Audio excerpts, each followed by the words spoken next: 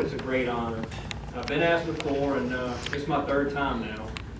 The first time I was asked to explain what earning the Eagle rank meant to me. Hope y'all can hear me. Second time, the gentleman asked me to share some of his achievements. Ryan has absolutely no idea what I'm going to share with you today. Where is he, by the way? All the way in the back. Well, first off, I've got a few things really, because I was going to speak a few minutes at the very end, so I moved that up, and then I'll share some things about Ryan Luke as well. August the 29th. Of all days, why did Ryan choose August the 29th for his Eagle rank? It's just another day for many of us, unless you think back, and we've been hearing it on the radio for the last week or so. 10 years ago, this destructive rotating mass named Katrina came through and gave us all a bunch of challenges. But I did some research, and there are other historical moments you may or may not be aware of. August 29th, the year 708, copper coins were minted for the first time in Japan. It's the day during the year 1831 that Michael Faraday demonstrated the first electric transformer. It's the day in the year 1861 that the U.S. Navy squadron captured Fort Hatteras, and the day in 1862 of the Second Battle of Bull Run, both events of the American Civil War. It's the day in 1898 when the Goodyear Tire Company was founded, and the day in 1904 when it was the first time the Olympics were held in the U.S. at St. Louis. August 29, 1925, it's reported that Babe Ruth showed up late for batting practice after a night on the town and was suspended and fined. It's the day that Congress passed the Civil Rights Act of 1957, and the day in 1964 that Disney released Mary Poppins, and Mickey Mantle tied Babe Ruth's career strikeout record. There are some famous August 29th birthdays you may not be aware of. John Locke, Michael Jackson, and John McCain, to name a few. But what's dearest to my family's hearts, one, Ryan chose today to be his day to get his Eagle rank. It's also the day, 29 years ago, in 1986, when I was presented my Eagle badge. It's also the day 45 years ago, forgive me, my parents chose to share with the world that they chose to live the rest of their lives in holy matrimony. Congratulations on your 45th wedding anniversary.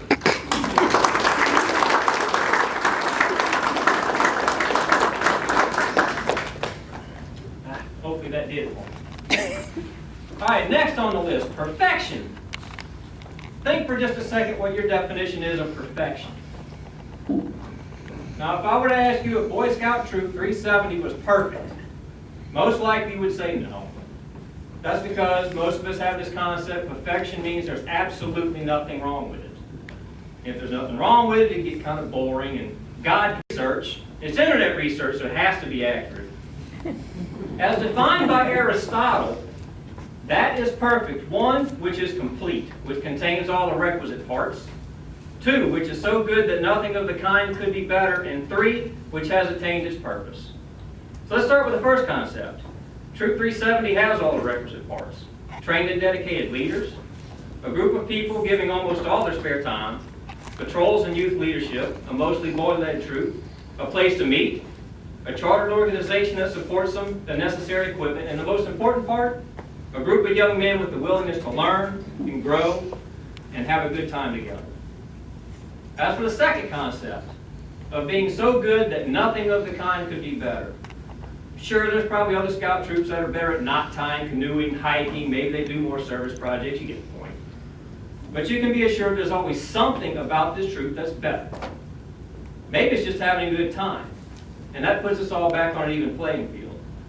So define better. I'll let you look that one up yourself. And I didn't look up Aristotle's definition of that either. But we all have our own definition. And for concept number 3, that is perfect which has attained its purpose. The mission of the Boy Scouts of America. It is the mission of the Boy Scouts of America to serve others by helping to instill values in young people and in other ways to prepare them to make ethical choices during their lifetime in achieving their full potential.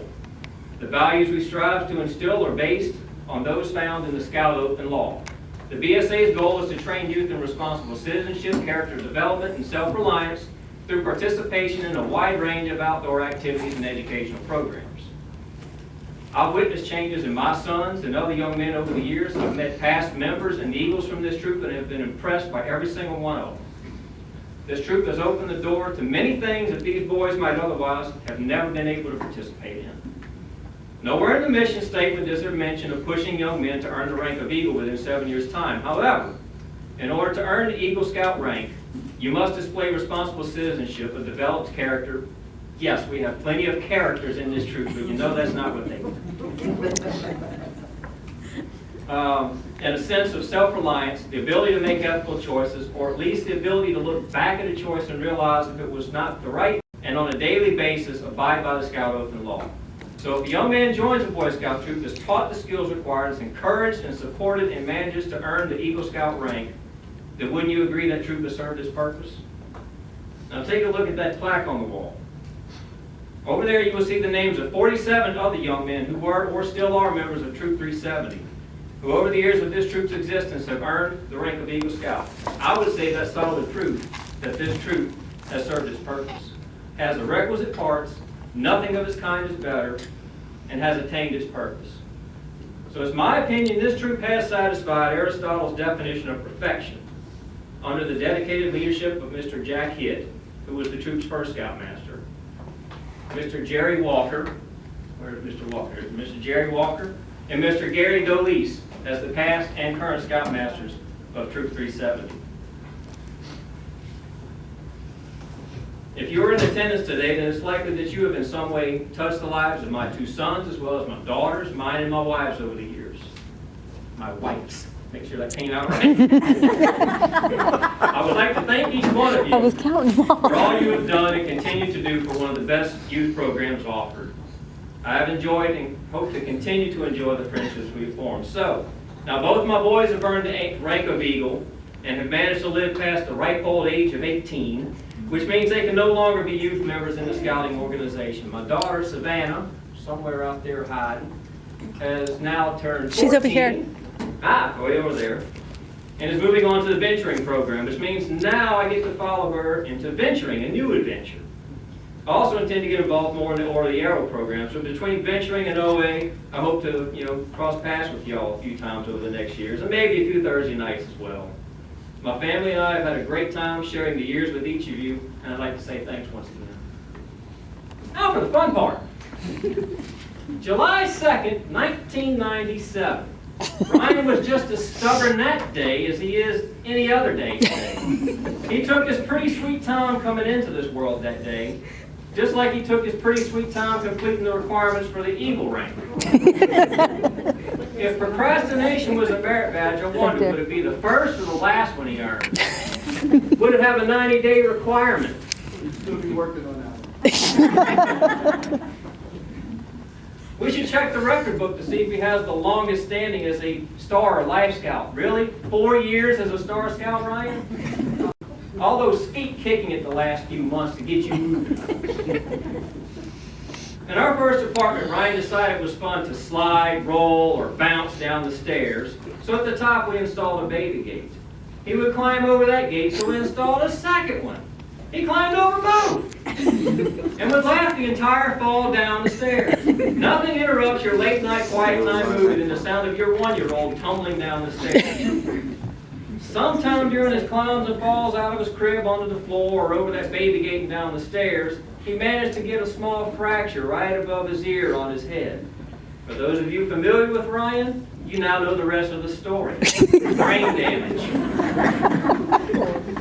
On a trip to visit with family members in West Memphis, Arkansas, we took a day trip to Memphis, Tennessee when Ryan was about a year old. For dinner, we ate at a place called The Rendezvous. If you've never been there or heard of them, they make some of the best dry rub ribs imaginable. Ryan got his hands on one of those ribs and just commenced to gnawing off any remaining meat there was. I think he even removed the marrow. Concerned he might choke, we removed the rib from his hands. He began fussing so much and so loudly the waiter came over and said, "Please give that boy back his rib." In our new home, he decided it'd be fun to sneak out at night when he was 2. So we had to cut the top half of his bedroom door off and flip around the handle so it could be locked from the outside, but we could still see him over the bedroom door, keep an eye on him, and make sure he was safe. This didn't stop him from trying to climb over the door, or anything else for that matter, and led to an event that one day made even the doctor cringe, because he fell onto the rim of his wooden toy box, one leg straddling either side of it. I'll let your imagination think you. In kindergarten, he put 4 staples in the eraser of a pencil and bent them in such a way that it would stand up on his own. He made a rocket ship. His teacher didn't see it that way, and we had to have a conference regarding his interesting imagination. Later that same year, he was stung on his finger by a wasp. He saw the wasp in the grass and had to pick it up, and his comment to me was, "Dad, I don't know how the wasp bit me. I had a firm grip on its butt." One day as a Cub Scout while camping at his grandparents' ranch, his grandmother offered $1 for each horseshoe the Scouts could find. Later that day, back in the back pasture, we could see 2 young men kind of huddled low playing in the dirt. He decided, with the help of another Scout, to go in the back and dig up Grandma's horse to get her 4 horseshoes. $1 apiece, right? They were digging with spoons, no less. A few years later, he tried to tell on a turtle for being mean to him. It just reached his neck out and bit him on the chin after he fell on the ground right next to it. He was just minding his own business, and the thing bit him for no reason. Now, all of you know, a box turtle, you spook it, it's going to retract back into its shell. But no, not this one. It was a boxer.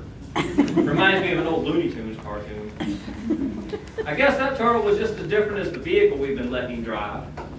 It happens to be the only vehicle on the road that can reach right out and touch the one right next to it without ever crossing the yellow line. I believe that. So, Ryan has an amazing sense of humor, and he loves to use it against you when you're scolding him for something you did wrong. He has a love for all of God's creatures, except those poor lizards. He can't leave a lizard alone. He must capture and pester all lizards. He is a Batman fan and has a solid black cat named Batcat. He is an expert at wrapping a full-size van in shrink wrap. He's getting to be a pretty good shot with a shotgun, and since 2011 he's been volunteering as a trapper at the sporting clays. He can almost walk on water because his feet are almost too big to break the surface tension. We have to order his shoes from Grumman. You know, they make canoes and things. He loves having a good old time. He loves being outdoors unless grass doesn't evolve. He's worked at summer camp staff. He's a good swimmer, having completed the mile swim several times, and is a certified BSA lifeguard. He's a member of the All the Arrow and is honored and privileged by having the opportunity to join one of the OA trail crews during its first year at the new high adventure location in West Virginia called the Summit. He appears to be on the right track now in his senior year of high school and is taking process technology classes, with hopes of landing a good paying job at one of the local industries. Like most seniors in high school, he wants to experience a great senior trip. I cringed when he first mentioned the thought of a senior trip. I envisioned a cruise ship or a beach with a lot of partying 18-year-olds. No. Not Ryan. He's heard me talk for years about wanting to hike the Appalachian Trail, and decided for his senior trip, he wants to experience that. He wants to share it with me. So, we've been planning a 72-mile, one-week adventure through the entire Great Smoky Mountains National Park section of the Appalachian Trail for early next June. Scouting has the ability to open so many doors of opportunity for a young man.